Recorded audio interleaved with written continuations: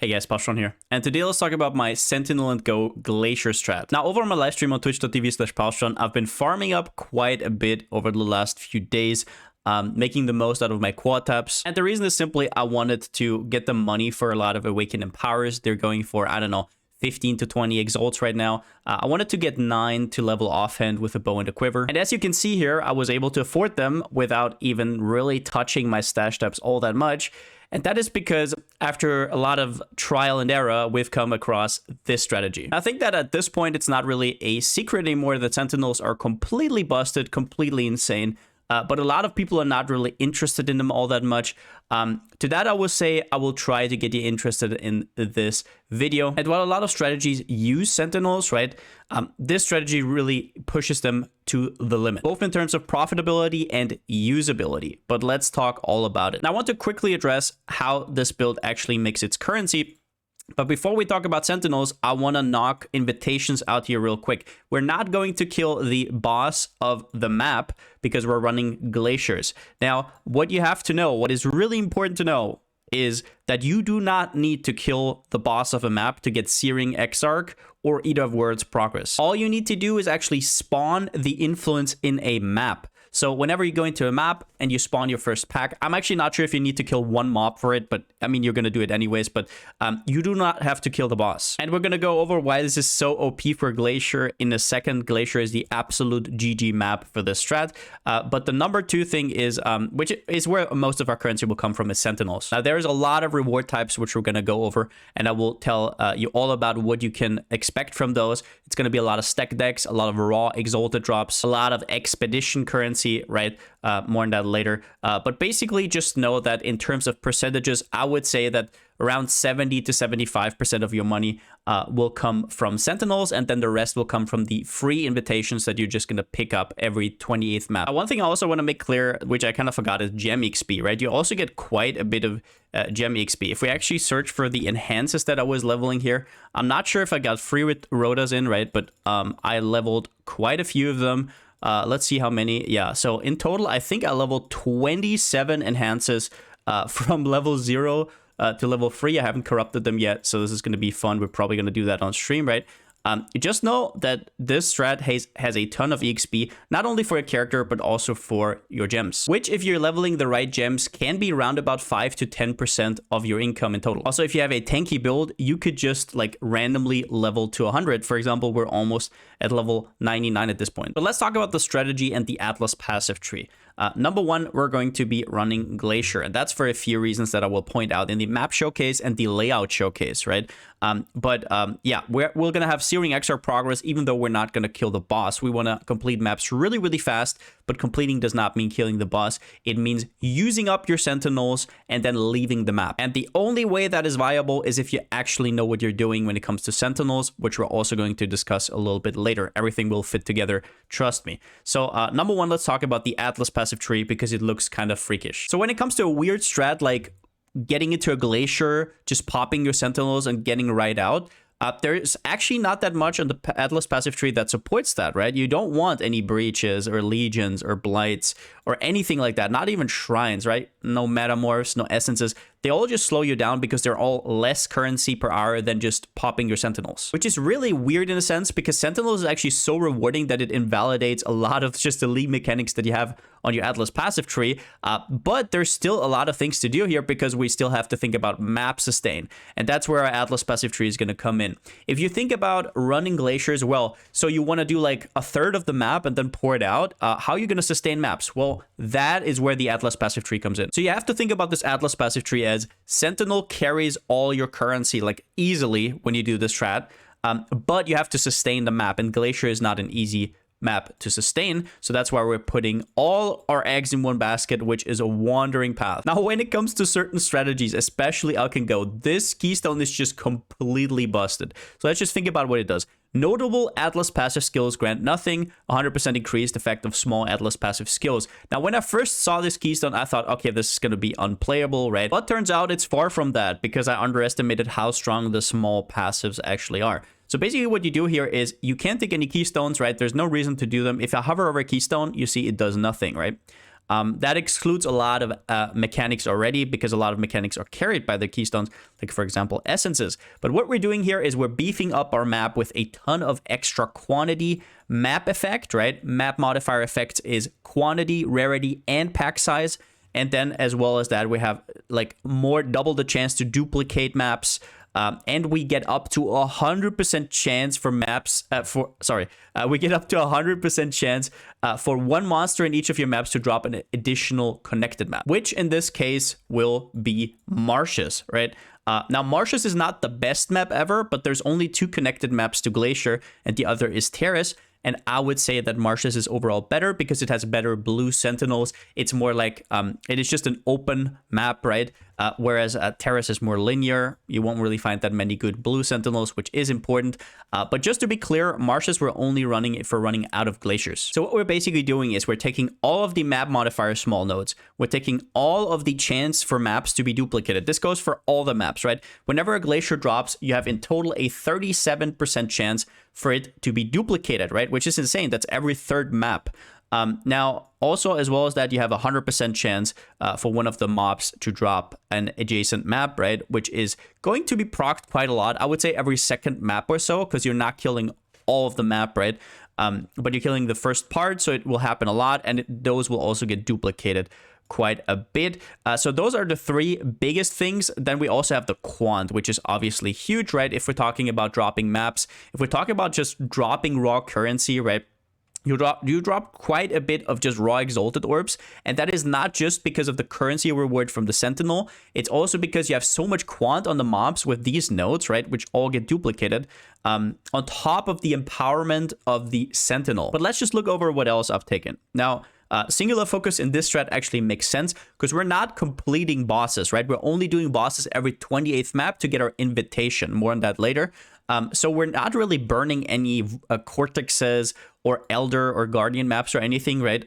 It's just about Marshes and Glacier. So this doesn't really have a downside in the strat, which is pretty damn cool. Now, what else do we take with the small nodes? A lot of these are only taken because there wasn't really much else to do, right? But we're definitely taking the higher map tier chance wherever we can get. Just remember that all the notables don't do anything, but the small ones get duplicated, right? You cannot block any content, which doesn't matter because we wouldn't want any content anyways, right? Now, we actually duplicate rare monsters in here. We also have the Keystone Valley of Darkness. I just want to point out, if you don't have, or if you don't use Headhunter or Inspired Learning, you should not be taking this Keystone. There's no reason to. So let's just look over what else I've taken. I've taken Stream of Consciousness. It's just free. We're not using any fragments, right? So might as well. It's a 1-pointer, right? We have some chance to contain additional shrines, which is 20% each because it gets duplicated. We have the Searing Exarch influence. Now, it doesn't really matter which one you pick, right? You can kind of decide that for yourself.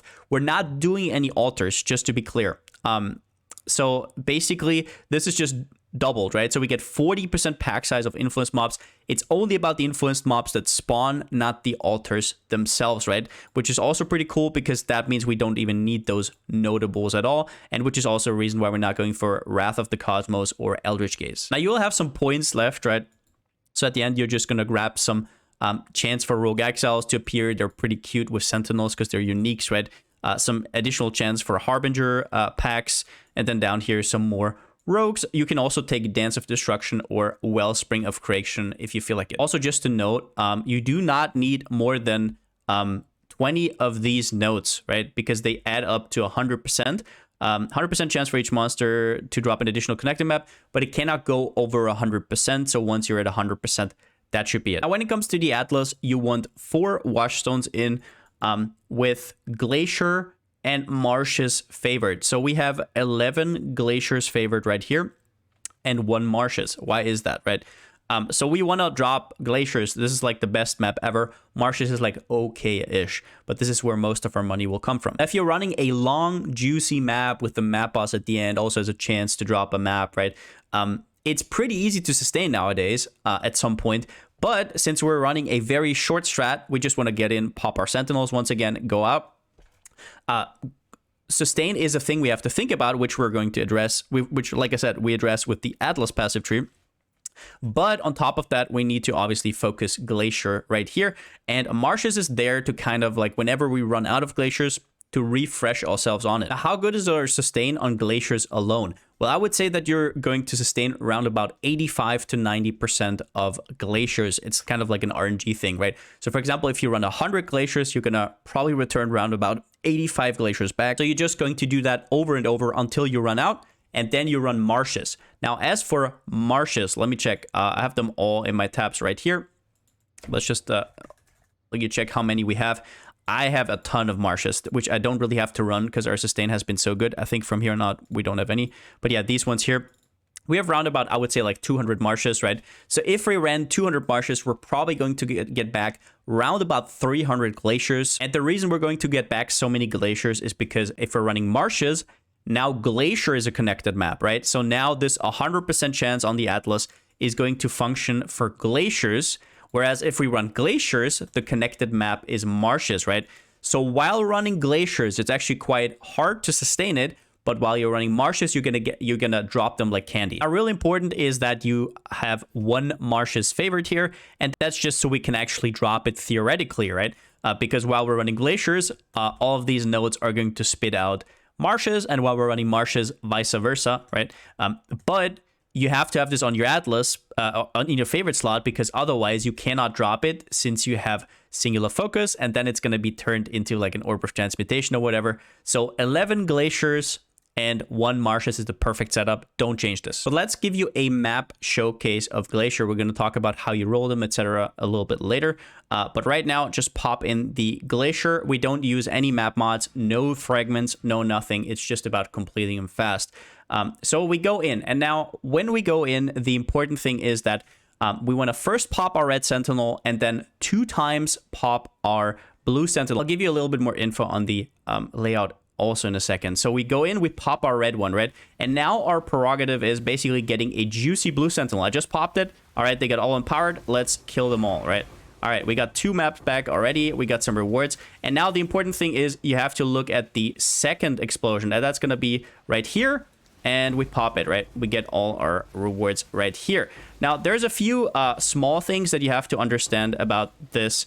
But let's loot real quick. This is basically where you're done, right? Your red Sentinel would kind of run out right about now. If your red Sentinel still has charges, you can go around a little and consume those charges. Depends on also on how good your Sentinel is at the time. We got back 2 marshes. It got duplicated from the Atlas passives, right? So this is what we got in like 20 seconds. So why does this strategy work? How did I just make all of this in 20 seconds? And how crazy is that going to be per hour? Well, it's going to be pretty crazy. Depending on how fast your build is, if you have explosions, etc., you can make from 6 exalts up to like 12 exalts per hour, right? The thing is, don't go through this door. It doesn't matter, right? So I'll explain how this works. So you pop in here, right? I actually missed some currency right there. So you pop in here, right? The first thing you do is you activate your red Sentinel, right? The thing is, you cannot influence an enemy with both red and blue Sentinel at the same time, but it doesn't matter because Glacier has so many mobs right at the start in this pocket here that even if your red Sentinel procs some stuff, you're still going to have way more than enough for your blue Sentinel to pop. Once you did that, you move on, and the first thing you're looking for is stuff like blue packs.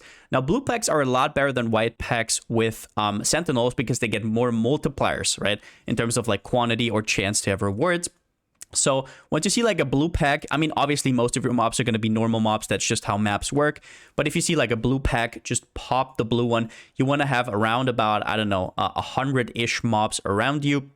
Now, with some builds that can't really go into, it's going to be a little bit harder, but mostly a phasing flask is going to be huge to just phase through enemies and then stand in the middle, pop it. Just look out that you have a character that can actually do that. If your character cannot do that, it will be a little bit rougher, but you can still manage it. So for example, if your build is not that tanky, you can also stand somewhere on the outskirts, right? And then pop the blue Sentinel and then jump in because it has a little bit of a delay. Now you saw me kill everything and leave the loot on the ground. That was not just because I was showing off, right? It was because let's say you pop your first blue Sentinel, the whole screen is full with loot, right? And you start looting. The problem is the mobs up here are already alerted and they will come down to you, which is bad because you want all the remaining mobs you want these mobs here to be pushed up here and them all combined for the second activation of the blue sentinel, which is why you don't loot right here. You go up like I did, right? And then once you're here, somewhere around here, you're going to find your second blue sentinel activation. And while all this happens, all this planning happens, your red sentinel would just fire away randomly, right? And will basically be depleted at some point.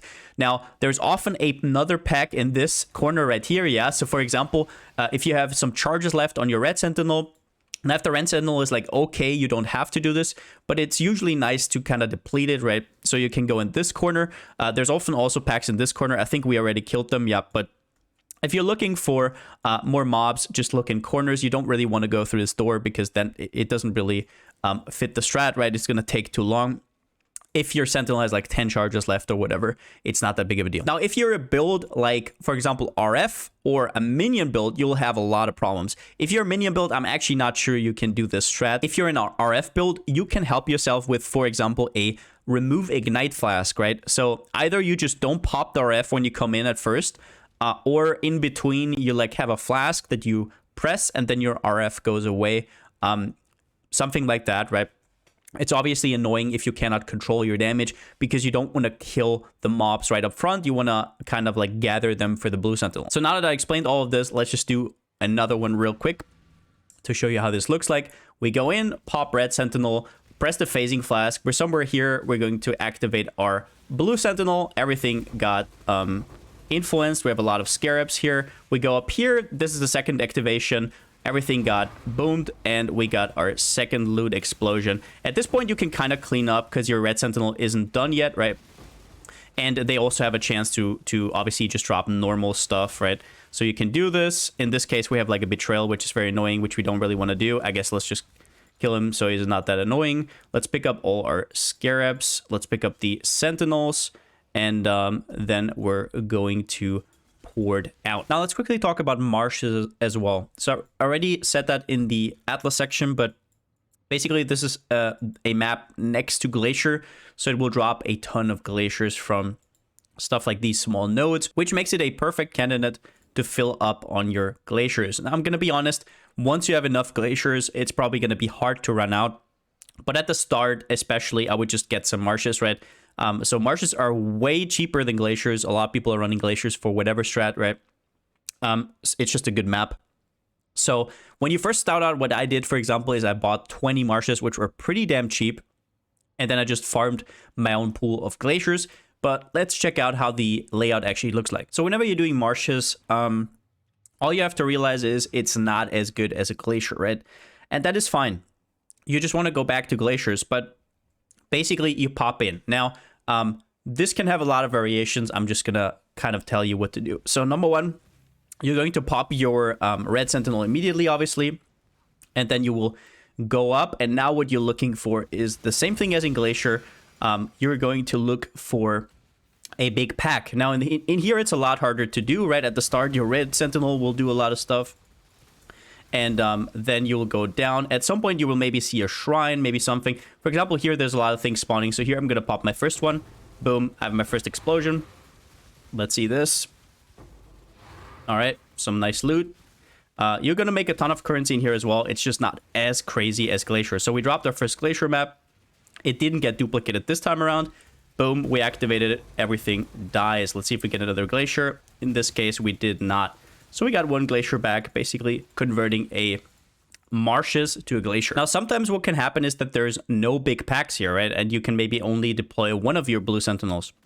In that case, what you got to realize is there are these bridges, right? And usually when you go over that bridge, there's going to be a ton of mobs right at the start. So whenever you see a bridge, just go over it and pop your blue sentinel right here. Okay, I just realized that I dropped a Corrupted Blood plus cannot be silenced. Crit multi with fire skills res jewel, which is going to be interesting. But yeah, there's going to be a lot of variety in what you're going to drop. It's actually pretty damn fun. I absolutely love Sentinels overall. Now, as you can see here, if you hover over, we actually got progress for those two maps from 10 to 12. And like I said, that is because you don't have to kill the map boss to get the influence progression. What is important, though, is that at the 14th map, you can kill the boss for the small invitation, right?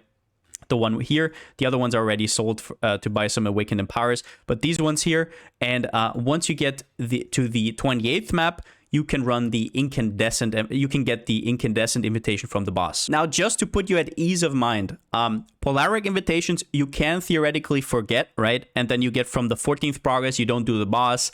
It's not that big of a deal. They're like 13, 14 chaos. In the grand scheme of things, that's kind of nothing, trust me. So if you forget about the 14th map, it's not that big of a deal. The 28th map you cannot forget, because once this counter goes full, it doesn't go back to 0. So don't stress about doing the 28th map. If you forget, it's not that big of a deal. But I'll show you how I know, like how I plan it out so I don't forget. Now, since you don't see your progression here, right, and you don't want to be constantly looking at your progress, what I usually do is I'm just putting 28 of the maps into my inventory. And that's because we're not going to need that much inventory space unless your filter is not that strict. And you should have a strict filter for this. Just saying, check out NeverSync. But basically, what you will do is you will put all of these into your inventory, right? Now, you want 28 maps in total, which is going to be 3 here, and then those lines, right? So what you first want to do, if you want to complete the small invitation as well, which you might as well, right? It's a free 14 chaos, why not? You just put this one here and put a scroll of wisdom here. So you know that once you do this map, you have to actually complete the boss. So it's going to be do all of these maps. And once you're here, you see the scroll of wisdom. You do the you go for the small invitation, the polaric invitation. And once you're at the end, you do the big boss for the big invitation. Now, next up, let's talk about my Sentinel tree. So I'm using the Stalker and the Pandemonium Sentinel. I often refer to them as red and blue, right? But basically, all you want to do is you want to path through the red one, because the red one is not that important. It will still make you a ton of currency, but the blue one is the big winner here. And to make use of the blue one the most, we're running Glaciers, right? Which gives us a ton of like just huge packs, right? So you path through here, you obviously connect to the red one. You path through here to the Stalker Sentinels, have 10% chance to duplicate non-unique enemies. Basically, you have like 10% extra pack size, whatever you empower with this. And then you basically just path through here. Now, on the way, I do take the Stalker Sentinels, fire an additional beam. It's actually pretty damn important. Since our map is only so short, we don't want to wait around for the red one to finish all its charges, right? So this will make it faster for the red one to deplete, so that we don't just stand around at the end of the map and it still has like 40 charges left. It would be nice to also get the additional chain, but it's kind of out of the way. I don't really know how to get it. We're going to go into the part down here in a second. Basically, we're going to path over to the Pandemonium Sentinel, and you have to obviously path up and connect. You don't really need the additional beam. It's nice to have, but it's not that necessary. Now, I would really like to have the increased number of enemies empowered, but overall, I just cannot fit it in red because all of these nodes have their reasoning. We take this one here, which basically makes it so all the normal rarity Sentinels are upgraded to blue Sentinels. And this is probably the most important node on this tree, because this will make it viable for you to actually spam Sentinels like we do here and still have good rewards, right? So this one is a complete no-brainer. And then we go down here to Pandemonium Sentinels spawn monsters on deployment, which is huge, right? Whenever you press the button, you get even more monsters, and they also get empowered by the blue Sentinel because it has a little bit of a delay. And here, Pandemonium Sentinels can be deployed an additional time each area. Usually, they can only be deployed one time. With this one, as you saw in the map showcase, 2 times. Now then, something that's a little bit controversial, I'm actually pathing down here to rewards are more likely to be less common. So I have this discussion a lot with other streamers, other content creators. Some actually swear on this one. Some think it's complete trash and bait. I can only say what I've witnessed since I put this node in. My good rewards have gone up by quite a bit. So what you have to understand about Sentinels is, even if it says here, right, chance for empowered enemies to have a Sentinel reward, that doesn't mean that that's the only reward you can get. Every Sentinel hit has a just random chance to give you any reward, right? And that could be really bad ones like, I don't know, rare armor or rare jewelry, complete dog shit, right? Or it could be something like the good ones like Expedition, Sentinel rewards, Scarab stuff, currency, right? And basically what this node does is it makes it more likely to get the good rewards. Then again, I haven't done any extensive testing. This is just a feeling. It just felt way more lucrative once I put in this node.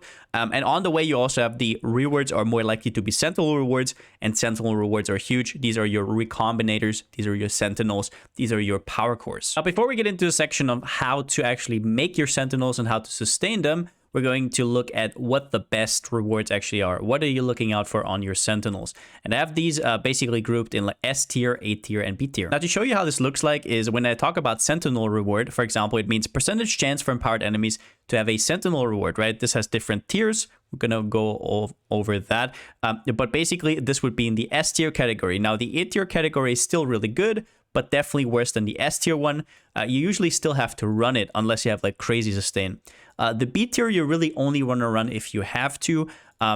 The thing about B tier reward is if you're somebody who doesn't really have a lot of Sentinels, right? You don't have a big pool like I have to choose from. You can still do these. They're still rewarding. They're just not up to par with these up there. But once you have built a sort of pool, you can also remove them from the ones that you're running. Now, how to make the Sentinels actually way more important, but I still want to glance over these, right? Expedition. This is basically only going to drop expedition reroll currency, which is the most valuable one. For example, Burial Medallion currently sells 20 for 1 exalts, and you're gonna drop these in like stacks of 4. Astragalis are the most common ones, and then scrap metal and coinage, and sometimes you'll get Burial Medallions.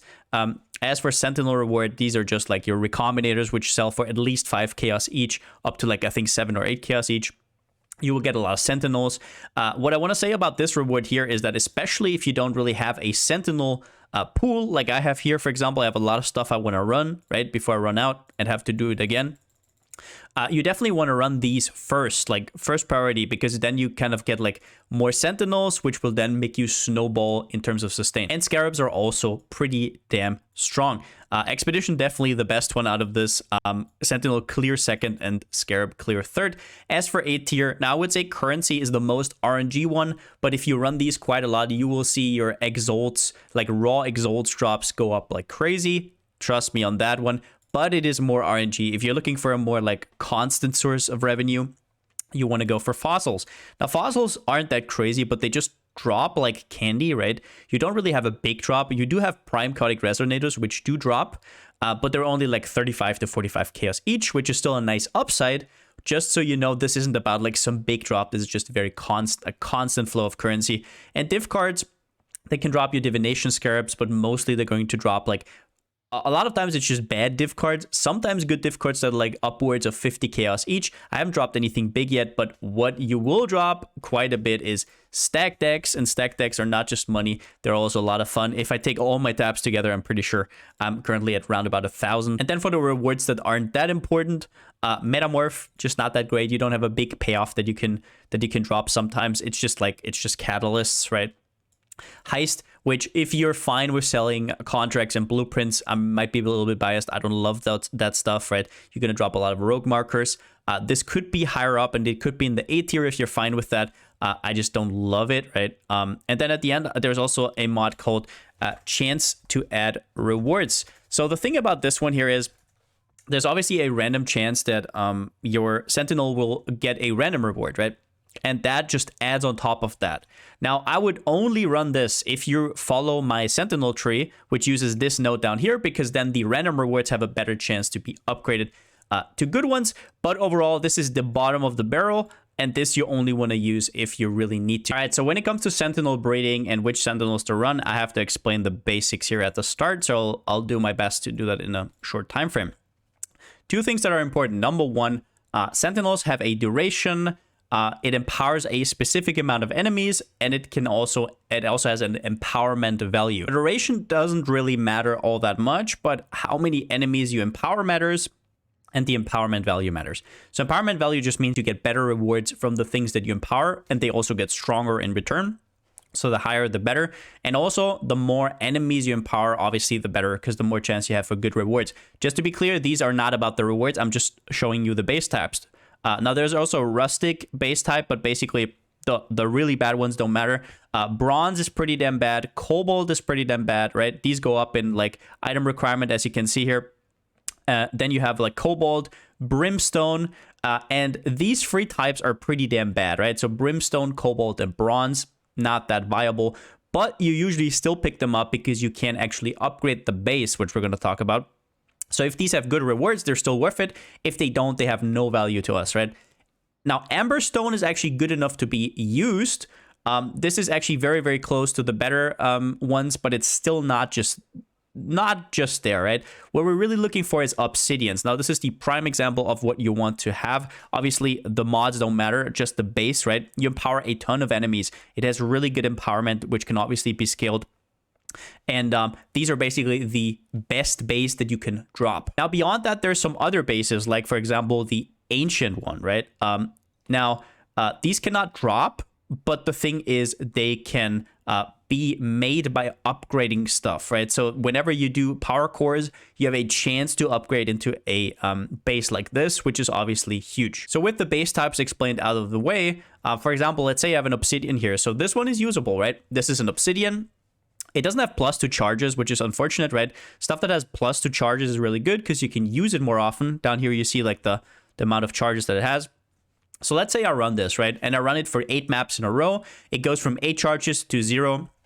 And then it will look like kind of like reddish. As you can see here, these are all depleted. Well, now you have to combine these Sentinels. They're not reusable. You can't just fill up the charges.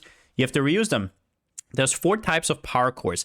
Now, the power core itself, just to be clear here, can have the same functionality that each of these upgraded power cores have, but the chance is lower. So while you use these power cores for things that aren't that important, so for example, if you look at the tier, stuff like, I don't know, B tier stuff, or probably also A tier stuff, for S tier stuff, you want to use these here. Now we're just going to take the augmenting one out of the picture, because the augmenting power core completely rerolls your stuff, so it's not really important. Just know that this one basically has a chance to completely reroll your Sentinel.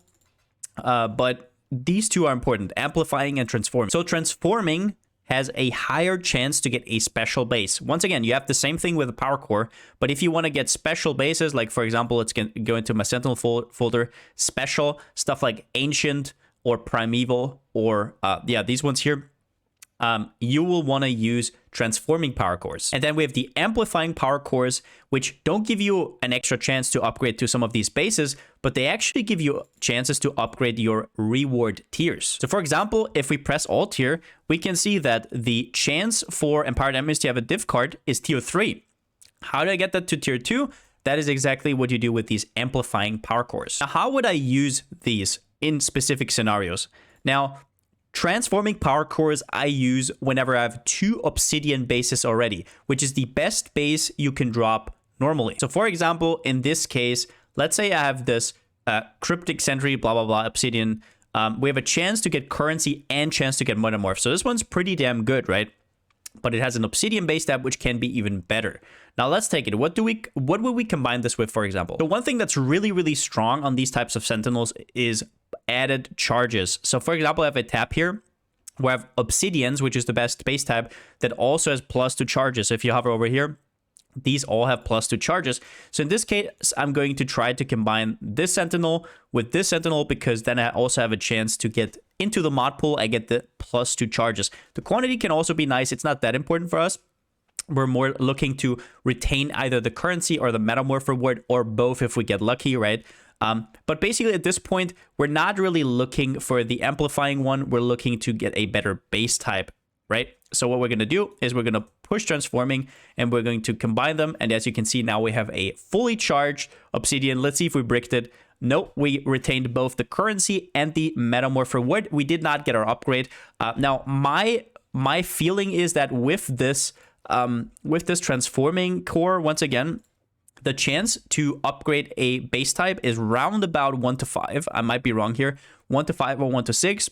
Whereas with the power core, it's more like 1 in 20. And since we combined it with a plus charge Sentinel, as you can see on top, not only did we retain both the currency and the metamorph reward, we also got the +2 charges. So instead of 8 maps, this now lasts throughout, or whereas you could use it 8 times before, now you can use it 16 times. Now, just to clarify, this could have bricked completely. In that case, you just move on. It's all an RNG game. Now, let's think about when we could be using, for example, an amplifying parkour. Well, for example, this is not the best base, right? This is Emberstone.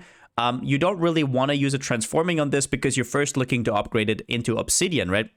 Emberstone is the next best one to Obsidian. So what we're going to do is we're going to combine this with an Obsidian. Now, in this case, we don't really know what's going to happen to this base yet, right? It's not at the best base yet. So I wouldn't really go for an Obsidian with charge. These are actually not that easy to get, right? You might want to hold out on them. So we're just going to combine them with any Obsidian, right? So let's say, for example, this one here.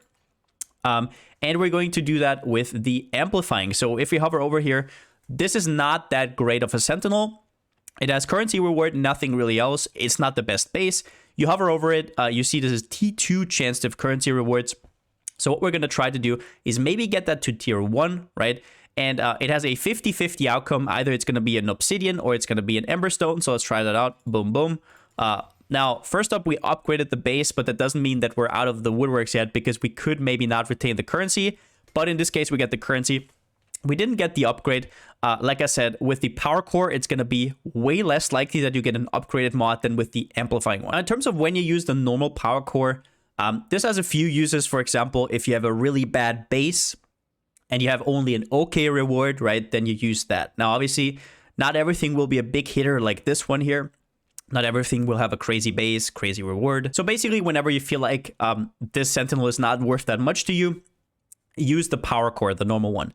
What I will say, however, is that at the start, it's going to be a little bit harder to sustain Sentinels, right? Because you don't have that many. And if you're in that state, I would be a lot more lenient with using like transforming cores, amplifying cores, just because they give you a lot of chance to actually get more rewards at the start. And later, once you have like a base, you can also use the normal ones. Just be sure for really, really good Sentinels, you should always use either the amplifying or the transforming power core. And with that, I mean if they're S tier. Now, one more thing is how can you actually manage this, right? So number one, you'll see a lot of stash tabs here. Now, obviously, you can just vendor these, right? Whenever you finish the map, you un-ID them, you vendor the ones you don't want. I'm just a weirdo. I have a lot of quad tabs, so I'm going to sort these out later. You do not need this many quad tabs. What you do need, however, is you need some tabs. So I'm not going to pretend here like you don't need quite a few tabs to kind of like sort these, manage these. It looks a little bit intimidating, I will say. I will go over how I manage them. But I can tell you right now that once you've done this for like a few hours, you've done this a little bit, it's not going to be that bad at all. Basically, you have at least one tab here where I just put in the ones that are depleted, right? So I don't want to just do this on the fly. I want to do like a farming session, and then I'm going to do like a breeding session again, back to farming. I don't want to like try and upgrade, like I don't want to use these power cores all in between. So just have a tab where I drop all the ones that are already depleted for later for recombining. These are the tabs where I have rewards that I actually want to run, right? So once these are depleted, they will all go in the done tabs right here. Now, I also have Obsidian with charges. So when I look through my Sentinels, I will look through Obsidians that have +2 charge. So what these Obsidians with charge are for is basically whenever you have a good Sentinel that doesn't have +2 charges already, you really want to get +2 charges in the mod pool to have a chance that it can come out with +2 charges, right? So as I showed you earlier, for example, this one here is crazy, right? It normally only has 18 charges and now it has 24. So the Sentinel reward, which is super good, now has more usages and you basically get more currency. I would use these sparingly, only for the good ones that don't have +2 charges already.